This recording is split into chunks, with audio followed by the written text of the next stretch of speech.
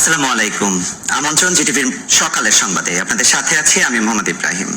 বাজার দরের খবর জানাতে এবার যাচ্ছি খুলনায়, আর সেখান থেকে যুক্ত হচ্ছেন সহকর্মী লিয়াকত হোসেন। লিয়াকত, মাছ সবজি সহ অন্যান্য পণ্যের দাম কেমন দেখছেন জানাবেন আমাদের।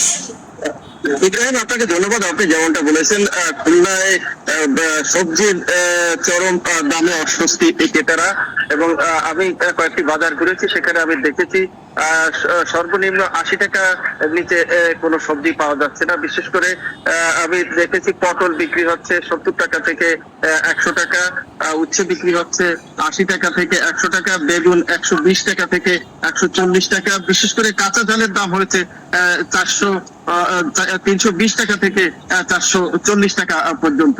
এছাড়া অন্যান্য যে সবজি রয়েছে, বিশেষ করে শাক, পুঁই শাক যেটি ছিল 20 টাকা কেজি বা 30 টাকা কেজি, সেটি এখন 50 থেকে 60 টাকা কেজি দরে বিক্রি হচ্ছে। ফলে এত উচ্চ মূল্যে সাধারণ ক্রেতারা চরম ভাবে হতাশ হয়েছে, এবং তারা বলছে যে পানি হয়েছে বিধায় অতিবৃষ্টির কারণে সবজির বাজারে কম, কিন্তু দাম বাড়বে কেন, এত দাম বাড়ায় তারা অস্বস্তি প্রকাশ করেছে, এবং বিশেষ করে সরকারের কাছে এই যে বাজার নিয়ন্ত্রণের ব্যবস্থার প্রতি জোর দেওয়ার দাবি জানিয়েছে। এছাড়া অন্যান্য মাছ এবং মুরগির দাম আগের মতোই রয়েছে, এবং ডিমের দাম কিছুটা বৃদ্ধি পেয়েছে।